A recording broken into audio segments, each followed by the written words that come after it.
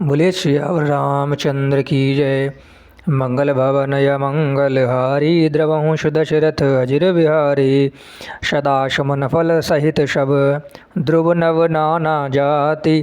प्रकटी सुंदर शैल पर मनिया कर बहु भांति। मंगल भवन या मंगल हारी द्रवहूँ दशरथ अजिर बिहारी। उस सुंदर पर्वत पर बहुत प्रकार के सब नए नए वृक्ष सदा पुष्प फलयुक्त हो गए और वहाँ बहुत तरह की मणियों के खाने प्रकट हो गईं। सरिता शब पुनित पुनित जल बहाई। खग मृग मधुप सुखी शब राही। सहज बजरु शब जीवन त्यागा। गिरि पर सकल करई अनुरागा। सारी नदियों में पवित्र जल बह रहा है और पक्षी पक्षु भ्रमर सभी सुखी रहते हैं। सब जीवों ने अपना स्वाभाविक बैर छोड़कर पर्वतों पर सबसे प्रेम रहने लगे। सोम शैल गिरिजाग्रह आए। जिमि जनु राम भगति के पाए। नित नूतन मंगल ग्रह ताशो। ब्रह्मादिक गावै जस जासो। पार्वती के घर पर जाने से पर्वत पर ऐसा स्वाभिमान हो गया जैसा राम भक्ति को पाकर भक्त शोभायमान हो जाता है। उस पर्वतराज के घर नित्य नए नए मंगोत्सव होने लगे जिसका ब्रह्मा जी यश गाते हैं। नारद समाचार सब पाए। कौतुक कहीं गिरि गेह सिधाए। शैल राज बड़वादर कीन्हा। पद बखारि बरुआसन दीन्हा। जब नारद जी ने यह समाचार सुना तो वो कौतुक से हिमाचल के घर पधारे और पर्वत राज्य उन्होंने कहा और उनसे उनका आने के बाद उनका बड़ा आदर किया और चरण धोकर उनको उत्तम स्थान दिया। नारी सहित मुनि पद शिरुनावा। चरण सलिल सब भवन सिचावा। निज सौभाग्य बहुत गिरिवर्णा। सुता बोली मेली मुनि चरणा। फिर पर्वतराज ने अपनी स्त्री सहित मुनि के चरणों में सिर नवाया और उनके चरणोदक सारे घर में छिड़कवाया गया। हिमाचल ने अपने सौभाग्य का बहुत बखान किया और पुत्री को बुलाकर मुनि के चरणों में सौंप दिया। मंगल भवन या मंगल हारी द्रवहूँ दशरथ अजिर बिहारी। त्रिकालज्ञ सर्वज्ञ तुम गति सर्वत्र तुम्हारी। कहाँ सुता के दोष गुण मुनिवर हृदय बचारी। मंगल भवन या मंगल हारी द्रवहूँ दशरथ अजिर बिहारी। और कहा, हे मुनिवर, आप त्रिकालज्ञ हैं और सर्वज्ञ हैं। आपकी सर्वत्र पहुँच है, अतः आप हृदय में विचार कर कन्या के दोष और गुण कहिए।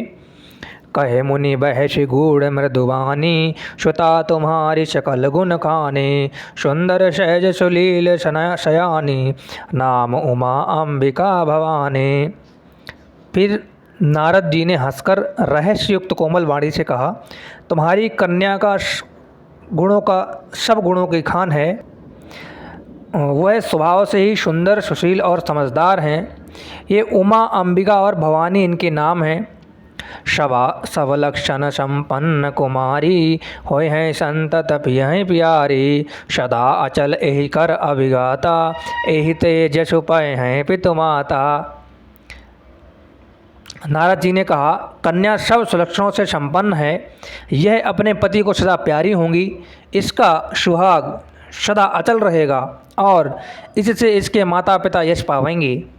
होई है पूज्य सकल जग माही। एहि सेवत कुछ दुर्लभ नाही। एकर नाम सुमरि संसारा। त्रिय चढ़ी हैं पतिव्रत असिधारा। फिर नारद जी ने कहा, ये सारे जगत में पूजनीय होंगी और इनकी सेवा करने से कुछ दुर्लभ न होगा। संसार में स्त्रियाँ इनका नाम स्मरण करके पतिव्रती रूप तलवार का धार पर चढ़ जाएंगी। शैल सुलक्षण सुता तुम्हारी। सुनहु जे अवगुण दुहि चारी।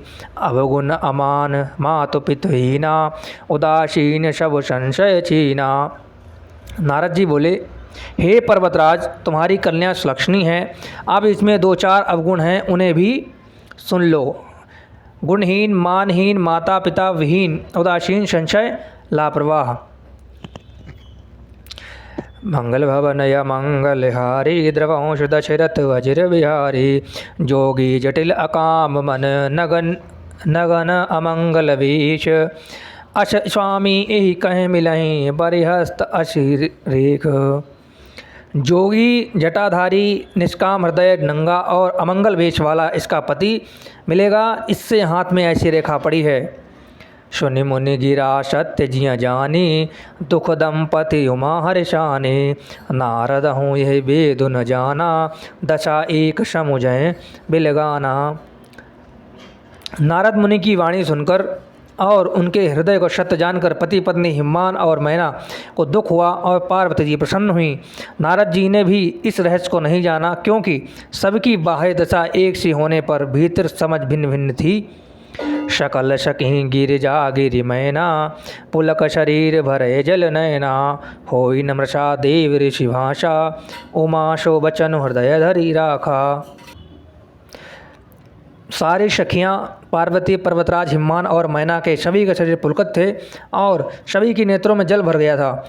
देव ऋषि के वचन असत्य नहीं हो सकते, यह विचार करके पार्वती जी ने उनको वचनों को हृदय में धारण किया। उपजे हूँ शिव पद कमल शनि हूँ मिलन कठन मन भाषण देहु। जानि को अवसर प्रति दुराई सखी उचंग बैठी पुनि जाई। उन्होंने शिव जी के चरण कमलों में स्नेह उत्पन्न हुआ, परंतु मन में यह संदेह हुआ कि उनका मिलना कठिन है। अवसर ठीक न जानकर उमा ने अपने प्रेम को छिपा लिया और फिर वे सखी के गोद में जाकर बैठ गईं। झूठी न होय देव ऋषबानी सोचहि दंपति सखी शयानी। उर धीर धीर कहें कधर गिर रहो कहो नाथ का करें उपाओ। देव ऋषि की वाणी झूठी नहीं हो सकती, यह विचार कर हिमवान और मैना सारे चतुर सखियों की चिंता करने लग गईं।